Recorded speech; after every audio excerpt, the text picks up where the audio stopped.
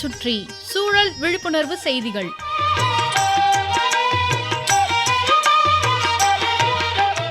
அன்புள்ள அனுசுயா மேடம் அவர்களுக்கு மாணிக்கம் எழுதும் மடல்.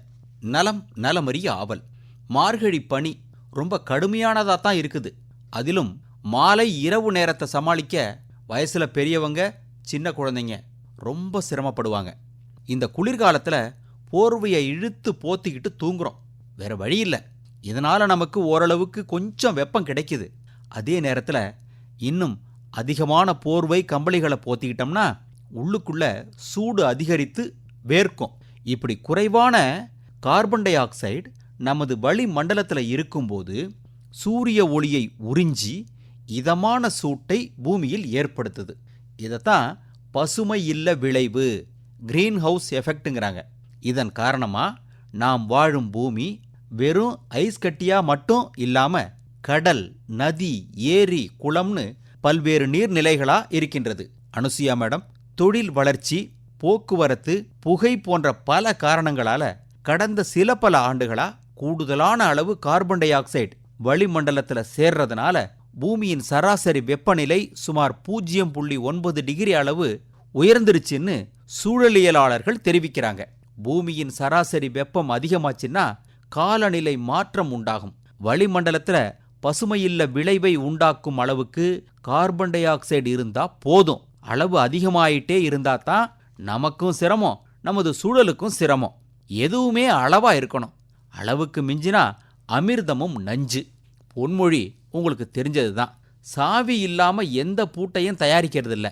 தீர்வுகள் இல்லாம எந்த பிரச்சனையும் உருவாவதில்லை. மனித உடல் உள்ளம் சார்ந்த பிரச்சனைகளுக்கு தீர்வு நிச்சயம் உண்டு. இயற்கை வாழ்வியல் முறையில் வாழ முயற்சிக்கணும். மனிதன் வாழும் காலம் ஒரு 100 ஆண்டு காலம்னு வச்சுக்குவோம். இருக்கிற காலம் வரைக்கும் நோய்களின்றி, மருந்துகளின்றி, துன்பங்களின்றி வாழுறது தான் நமக்கும் நல்லது, நம்மை சுற்றி இருப்பவர்களுக்கும் நல்லது. இதற்கு நமது உணவு பழக்க வழக்கமும் நமது சூழலும் முக்கிய காரணிகளாக இருக்கின்றன. கனிகளை உண்டு பிணிகளில்லாமல் வாழ்ந்தவர்கள் நமது முன்னோர்கள். சமைக்காத உணவு சத்துள்ள உணவு. உடலுக்கு உண்ண வேண்டும், நாவுக்கு உண்ணக்கூடாது. குடர் சுத்தமே உடற் சுத்தம். அனுசுயா மேடம், நம்ம உடம்புக்கு வேண்டாதவற்றை ஒதுக்கணும்னு நினைக்கிறோம், சாப்பிட்றதில்ல. அதே போல இந்த பூமி தாய்க்கு வேண்டாதது பிளாஸ்டிக் கழிவுகள், குறிப்பாக கேரி பேக்ஸ், பாலித்தீன் கவர்கள். 40 மைக்ரான் அளவுக்கு கீழுள்ள கவர்கள் மக்க பல 100 ஆண்டுகளாகும்னு சொல்கிறாங்க. அப்படியாப்பட்ட கேரி பேக்ஸ்களை தவிர்க்கலாமே. கையில் ஆளுக்கு ஒரு துணிப்பை எடுத்துட்டு போகலாமே. நமக்காக, நாம் வாழும் இந்த சூழலை காப்பதற்காக, நாம் வாழும் இந்த சூழலை நல்லபடியாக நம்ம சந்ததியினருக்கு வழங்குவதற்காக ஒரு சில நற்செயல்களை செய்வோமே. நாம செய்யலன்னா வேற யார் செய்வாங்க? இப்படிக்கு மடல் மாணிக்கம்.